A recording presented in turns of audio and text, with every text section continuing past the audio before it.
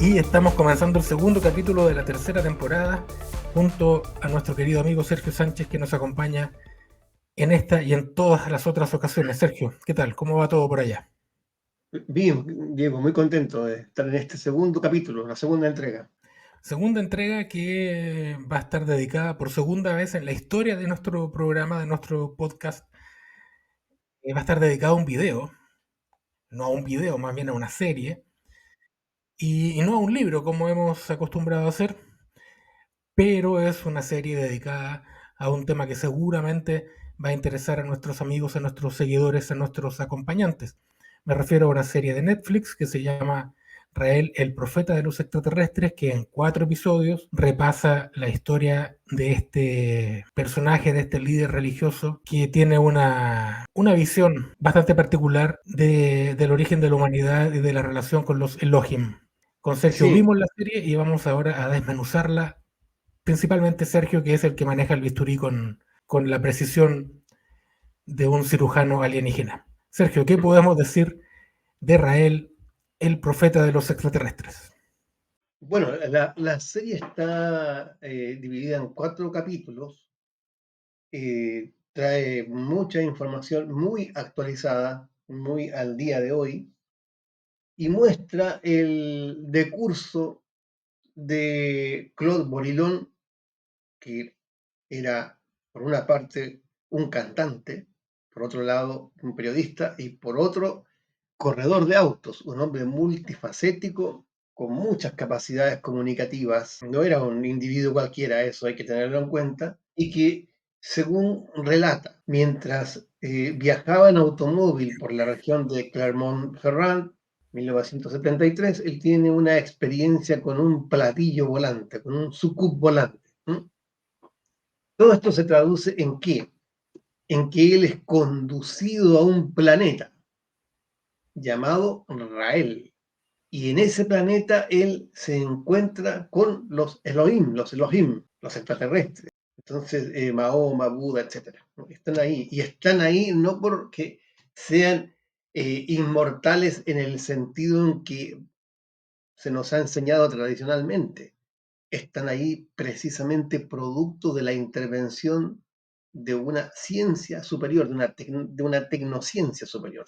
Luego volveremos al punto, pero eso hay que tenerlo en cuenta, y es a partir de ese momento que Rael se convierte en un contactado relevante en la escena ufológica francesa.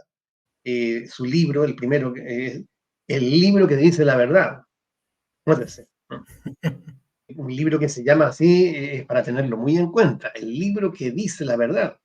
No Lo como que los todos, otros. claro, están diciendo o que los otros mentían o que dijeron partes de la verdad, así, entremezclada con mentiras, con mitos, etcétera. Pero aquí está la firme, ciertamente. Esta serie, como decías tú, Sergio, dividida en 4 capítulos, más o menos claramente establecida la diferencia entre un capítulo y otro. En un primer episodio se presenta un poco el movimiento, se presenta el personaje, a Borilón, se presenta también los primeros problemas que enfrentaron ellos cuando se empezaron a hacer famosos, Claro, y esta posición sobre la sexualidad causó cierto malestar, especialmente cuando hubo denuncias de abusos contra menores. sí. También hay otros, después se habla, por supuesto, de la clonación largamente. En un Mm. par de capítulos se entrevista a numerosos personajes bien centrales dentro del organigrama raeliano. Y un último episodio, diríamos, con una mirada de cómo ha sido Rael en los últimos años, cómo se fue desde Canadá a Japón y cómo ha conseguido, en el fondo, sobrevivir a todas las polémicas que él mismo ha suscitado, a todas las polémicas que se generaron en torno a su movimiento por el impacto que causó inicialmente en Francia, después en Estados Unidos, en Canadá y finalmente en Japón. ¿En qué momento Sergio Rael se convierte, tú decías recién, se convierte en un contactado relevante en la escena ufológica francesa? ¿En qué momento traspasa la frontera de Francia y se convierte en un elemento relevante a nivel internacional? Hay algunas primeras reseñas. Yo en su momento estuve investigando las primeras repercusiones de un tal Borilón o un tal Rael en las revistas ufológicas francesas desde 1974 en adelante. Y uno nota cómo su impacto fue creciendo a raíz de dos cuestiones, yo diría. Por un lado, su propia persona, era un personaje que andaba vestido de una forma particular, algunos dirán disfrazado.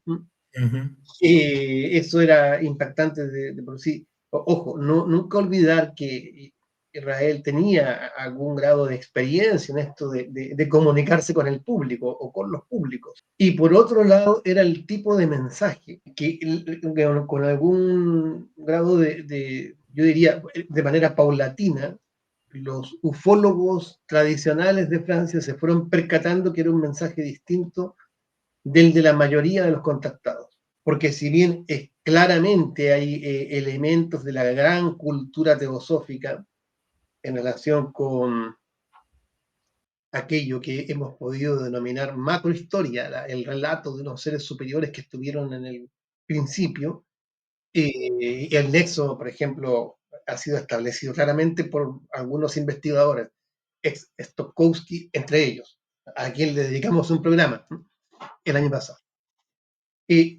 Pero de todas formas, si bien está ese nexo, aquí hay unas particularidades doctrinarias que son bien interesantes, que es el papel central que Israel le atribuye a la ciencia de los Elohim. No a un concepto de trascendencia, no, lo que existe es esta realidad. Y la inmortalidad que se promete es la que es obtenida mediante clonación. La clonación es la base de la inmortalidad. Eso es bien interesante como idea y bien específico y particular del movimiento raeliano. Uno podrá creer que se puede acceder a la vida eterna por ese mecanismo. Algunos dirán, sí, pero se trata de otro yo, bueno, pero ahí está la base. Es por eso que los Elohim han logrado conquistar a la muerte, pero no por un milagro, sino por la acción de su dominio científico y tecnológico sobre la naturaleza. Entonces, eso también comenzó a llamar la atención porque no era la clásica apelación al misterio o al poder sobrenatural. Son científicos los Elohim. Esto hay que tenerlo en cuenta, que andan diseminando la vida por los rincones del universo. Y eso también hizo que mucha gente comenzara a acercarse al movimiento raeliano, gente que había manifestado algún grado de reticencia frente a otros llamados provenientes de otras nuevas religiones que hacían constantes invocaciones de la trascendencia, del misterio, de potencias invisibles. Aquí hay un giro y eso es interesante. Entonces, tú me preguntabas, al principio la recepción era como de estupor. ¿Eh? Yo recuerdo haber leído algunas reseñas por ahí de revistas francesas de los 70, luego algún grado de denuncia, sobre todo desde el grupo Ouranos. Tenían un tema con los contactados, ¿no? Por el grupo Ouranos, como es bueno recordar, bajo en la etapa desde que asume la dirección Pierre Delval, está destinado a denunciar al fenómeno ovni como parte del gran engaño del fin de los tiempos. Entonces, todo lo del contactismo formaría parte de esta gran confusión, ¿no? Entonces, yo creo haber leído una de las primeras diatribas contra Israel en el medio de Ouranos. Entonces, y luego ya el movimiento empieza a trascender de la ufología a la sociedad francesa en general y luego al mundo. Primero por medio de la televisión, ¿no? Las entrevistas. Rael era muy dado a conceder entrevistas y como personaje con una verborrea importante y con un carisma también muy particular. Sí. Resultaba llamativo tenerlo ahí en el set, en el plató, hablando de sus aventuras, porque además él las decía con un grado de convicción total y sin embargo sin el ánimo de convencer a nadie. Él incluso en alguna parte de la serie dice, ¿para qué voy a estar mintiendo? ¿No? Bueno, ¿para qué voy a inventar esto? Si me cree bien, si no me cree bien también. Y esa postura seguramente también llamó la atención entre los telespectadores, entre quienes estaban dispuestos a conocer al personaje este, ¿no? Bueno, él ha sido muy inteligente en la relación con los medios. Por ejemplo, no estoy diciendo nada que no sea de público conocimiento. Hay un tema ahí de Rael y la sexualidad en general. Sí. O sea, no es que él predicara el ascetismo ni nada que se le parezca, ¿no? Eh, por tanto, el sexo juega un papel importante. Y él tampoco ocultaba sus propias apetencias en ese sentido. O sea, no pone tanto énfasis en eso, del disfrute sin culpa.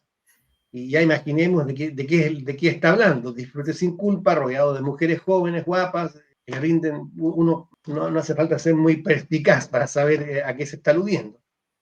Ahora, lo que sí, a raíz de denuncias sobre presuntos abusos sexuales, que eso ya entramos en un ámbito distinto, lo que el propio Israel, el movimiento israeliano como tal, diseñó una estrategia de respuesta, porque según hasta donde entiendo, esas denuncias no llegaron a buen puerto en sede judicial, pero el tema mediático era lo que más le importaba al movimiento.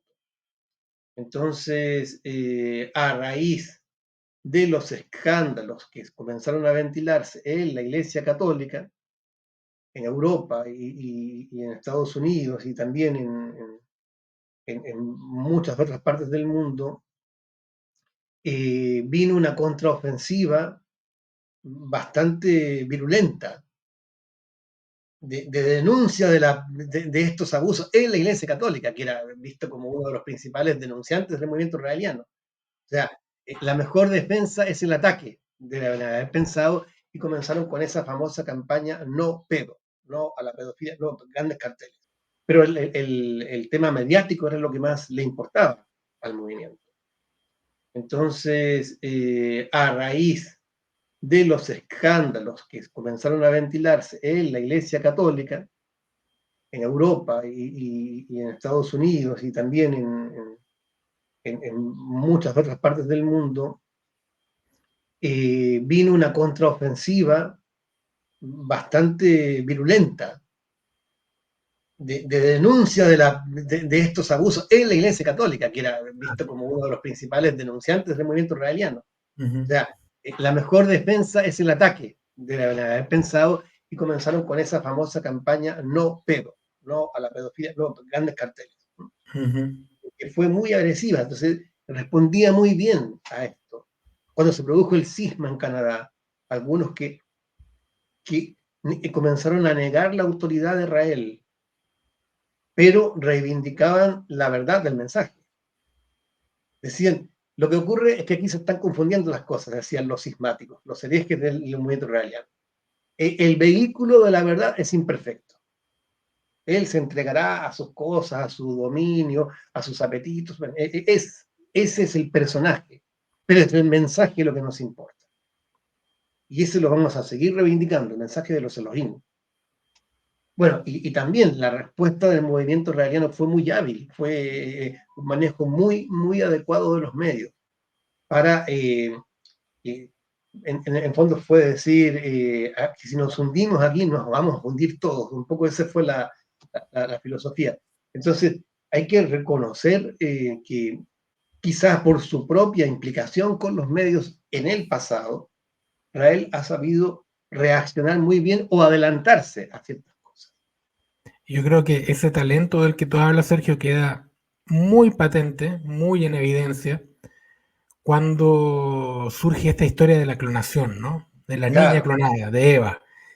sí, Y sorprende, y en la serie queda súper en evidencia, sorprende cómo los medios picamos, los que somos periodistas, no me voy a salir de esto, cómo los medios picamos con una información que carecía de evidencia alguna, ¿no? Salvo la palabra de una científica que además era una obispo raeliana. O sea, sí, una química muy reconocida, pero a la vez parte fundamental del entramado religioso del movimiento raeliano. Entonces, ¿cómo es posible? Se pregunta uno ahora, habiendo visto la serie, ¿no? ¿Cómo es posible que en el año 2002, 2003 la prensa picara tan fácilmente en lo que era una evidente estrategia comunicacional? Y es sorprendente lo lejos que llegó el movimiento raeliano en ello, pero también demuestra, ya visto con distancia y con cierta apertura de mente, digamos, es muy llamativo lo inteligente que fueron ellos, o lo inteligente que fue la estrategia planteada por Rael, para darse a conocer a través de algo que era difícil de demostrar y que por lo mismo se daba la posibilidad de que la prensa picara el anzuelo. Estuvo muy bien planteado, me parece. O sea, juega a varios niveles, creo yo. A mí también me ha dado bastante que pensar eso, porque, por un lado, es la figura de una científica que tiene prestigio, es Mm, Brigitte Boisselier, ¿no? Que posiciona al movimiento raeliano en una relación directa con la ciencia. claro.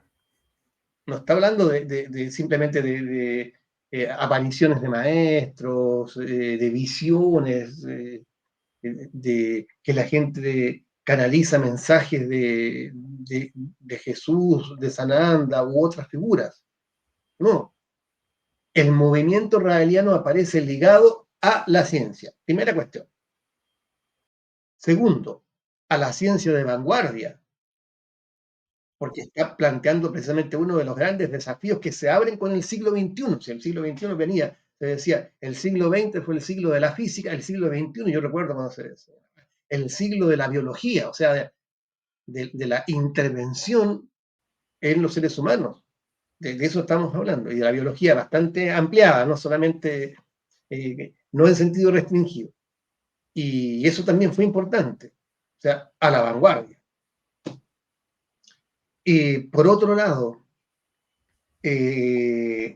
la existencia de recursos, Clonite, Mm, una gran organización, o sea, ponía al movimiento raeliano dentro de la Big Science, no investigaciones menores, no, así, a gran escala. O sea, hay una estructura material, física, y además que relevante. hasta el nombre de la compañía era bueno. No, buenísimo, buenísimo. Entonces, claro, y sin ningún complejo, o sea, el mismo Rael no tiene mayores complejos, o sea, ¿por qué nos vamos a sentir culpables por el dinero? Si el dinero sirve para estas cosas. Mm, O sea, él se quiso liberar de todo tipo de pudibundeces, sexuales, económicas, no, aquí el dinero, bien, porque sirve para esto. Ese era el mensaje.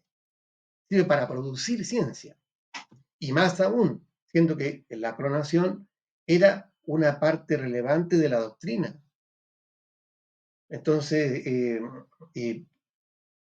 además, como bien tú señalaste, el, la pieza que faltaba, dónde estaba Eva, cuáles eran los padres y la polémica.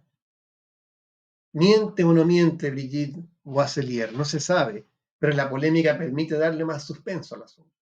claro, mantuvo al movimiento raeliano en la prensa durante mucho tiempo. Sí, sí, eso, Sí, además, yo creo que poca gente se acuerda ahora, pero en la prensa, también en la chilena, esto fue muy, muy cubierto, o sea, apareció mucho.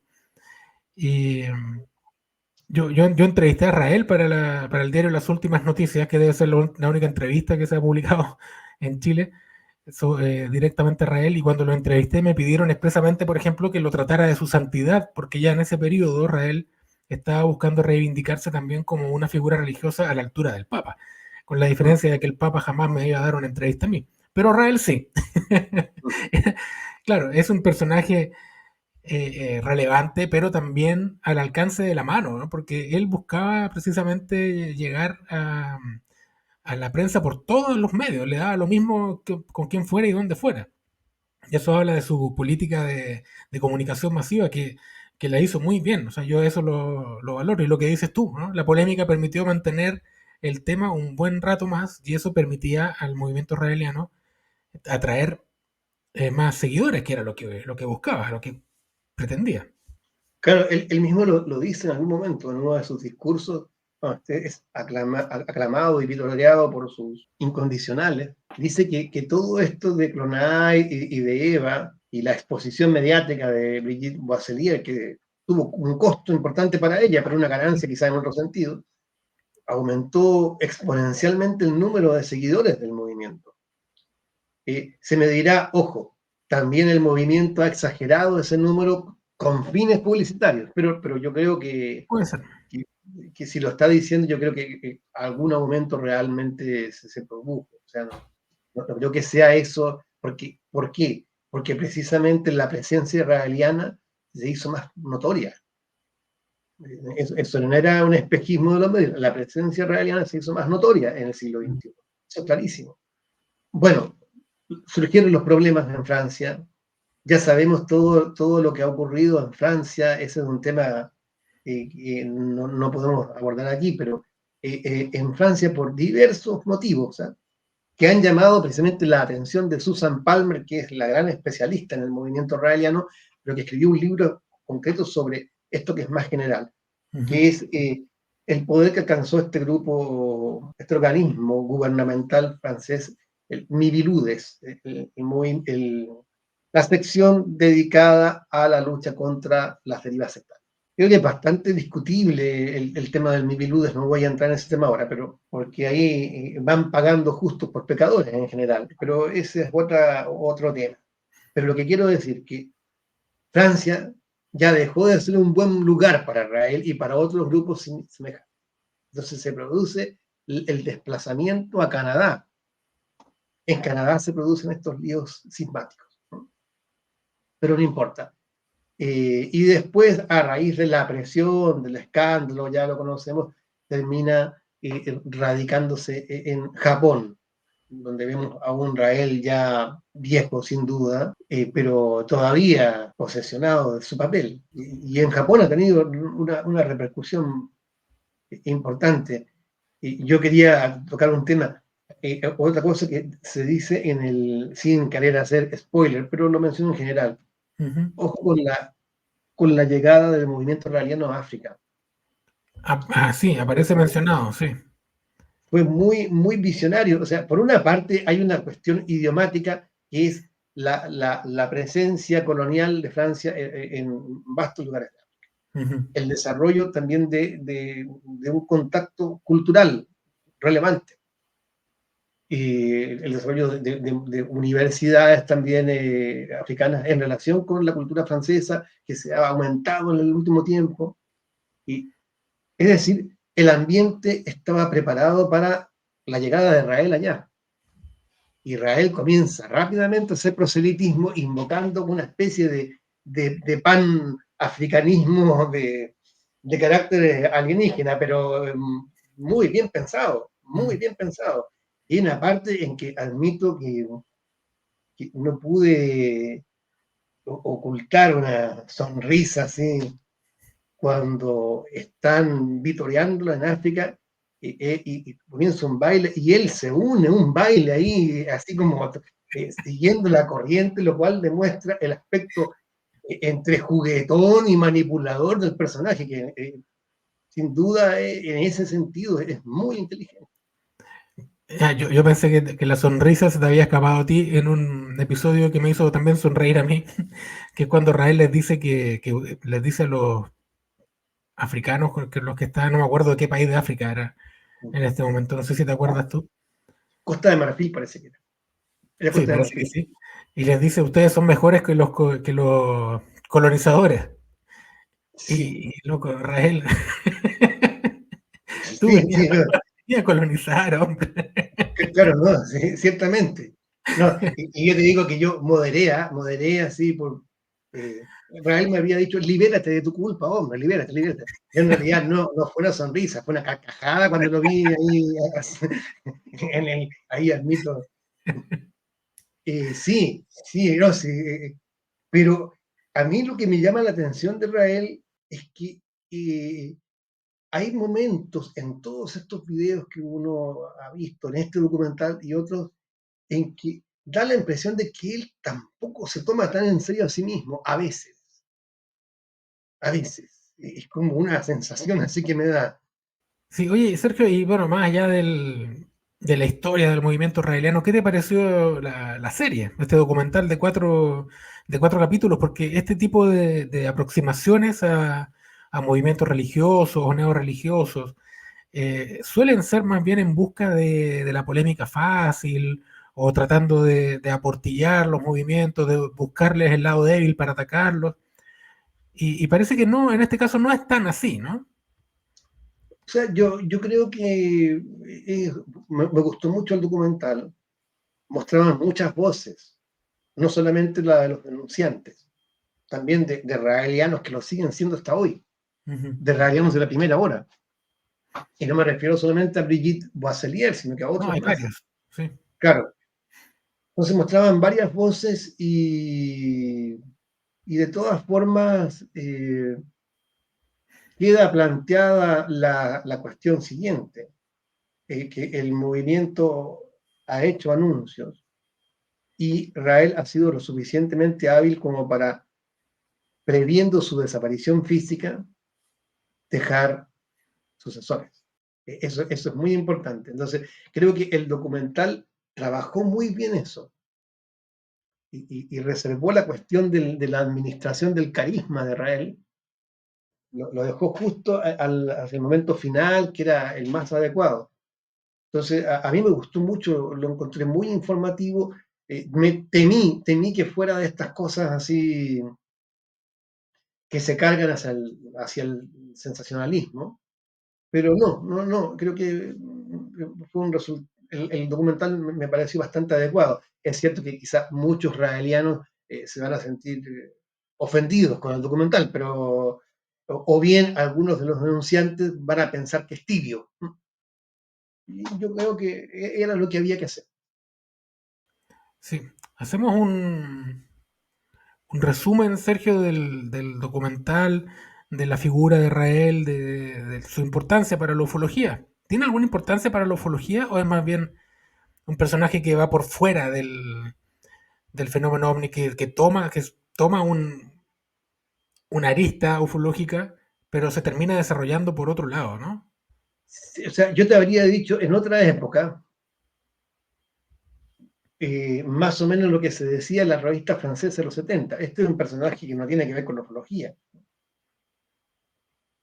pero ya sabemos qué ha pasado con la ufología en el siglo XXI y qué pasa hoy. Entonces, estamos en una época en que aquella idea que se tenía de los ovnis, de los interesados en los ovnis y de los ufólogos, o sea, de aquellos Ujú. que pretendían estudiarlos, también ha cambiado sustancialmente. Recuerda que estamos en una época del ufólogo experimentador. Hay muchas personas que están en el tema producto de haber vivido una experiencia o que creen haber vivido una experiencia extraordinaria. Eso no era parte, por lo menos de mi tiempo. Los testigos era una pequeña minoría de la humanidad y los ufólogos eran los que leían cosas. Eso ha cambiado sustancialmente. Entonces, ¿a qué voy? Es que eh, el movimiento rariano que forma parte del contactismo está vinculado a una parte muy vigorosa del tema, muy fuerte hoy día, que es la creencia en los extraterrestres y en su llegada. Se conecta muy bien. Ellos están por venir, se les espera, se les va a construir una embajada para que aterricen en masa, que se produzca Sí. la gran epifanía. Entonces conecta con todo, aunque haya muchos grupos muy distintos doctrinariamente, que sí creen en el alma, la trascendencia, pero conectan en eso. Como la frase no es mía, lo dijo alguien hace mucho tiempo, como los extraterrestres, el gran culto cargo de Occidente. Y qué mejor exponente de esta perspectiva que el movimiento israeliano, que arrastra todo ese rico material tras de sí. Así que yo creo que hoy de lo que entendemos hoy por ufología,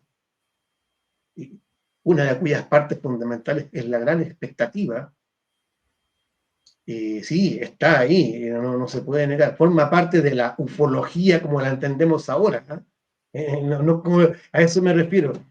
Y la gente piensa que cuando, por lo menos yo, cuando hablo de yo no hablo de estudio de los ovnis, hablo de ufología, de una actividad que involucra a creyentes, ufólogos y contactados, parafraseando el gran libro de nuestro amigo Ignacio Gabriel. Esto es para mí la ufología. Sergio, a propósito de libros y de libros de autores españoles, tengo en mis manos El anciano que murió haciendo el amor con un fantasma y otras historias sobre lo paranormal. ¿Quién es el autor de este libro? Luis Alfonso Gámez, publicado por Editorial Menos Cuarto en España hace un par de semanas, salió a la venta. Quería mostrarlo para que quienes nos acompañen, si es que están interesados, le puedan echar un vistazo. Es una compilación de artículos que publicó Luis Alfonso Gámez en la revista, muy interesante. Artículos que fueron ampliados, que fueron en algún caso con algún pequeño errorcillo corregido y además con mayor cantidad de gráficos, imágenes y todo eso. Un libro que vale mucho la pena, no tiene que ver solo con ovnis, tiene que ver también con otros asuntos del misterio, pero quien esté interesado en la ufología seguramente también tendrá un disfrute al leer este libro, el último libro que ha publicado nuestro amigo Luis Alfonso Gámez. Con Rael, con la serie de Netflix, 4 capítulos de El Profeta de los Extraterrestres, la serie sobre Rael, interesante trabajo, coproducción francesa y estadounidense, creo, con bastante material gráfico inédito, entrevistas. Está bastante bien por lo que se pudo ver, por lo que hemos conversado con Sergio.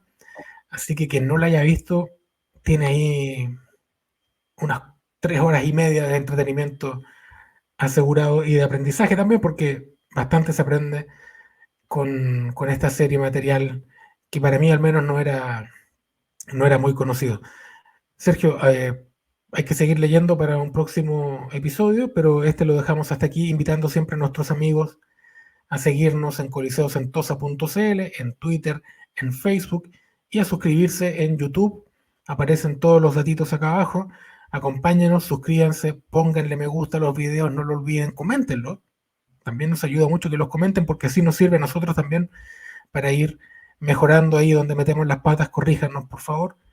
Y nada, invitados al nuevo programa, Sergio. No sé si tú quieres redondear con algún concepto. Yo quería decir que esta serie me hizo retomar un libro que yo había leído hace algunos años, y aquí está. El movimiento raeliano y su profeta, es de Annie Catelan, una socióloga francesa que se involucró ahí investigando en terreno. El movimiento raeliano es muy interesante porque trata precisamente el tema del carisma, la complejidad del carisma. Y ya vamos a ver cuando se produzca la inevitable desaparición física de Rael, cómo se administrará ese legado entre sus sucesores. Claro, Así que la este pregunta libro va a es cobrar especial vigencia. si hay raelianismo sin Rael. Esa es la Sí, pregunta. claro. Y con este libro, decir que con independencia de ver series en Netflix o en otras plataformas, con independencia de ello, nunca nos olvidemos de leer. Se puede complementar, por cierto que sí. Absolutamente. Dejamos acá otro libro con series y con libros y con películas también y con música y con todo. Los dejamos invitados a un nuevo episodio en algunas semanas más. Muchas gracias, Sergio, por este programa y un abrazo a todos quienes nos acompañan hasta el final. Que estén bien. Chao, chao, Sergio. Chao.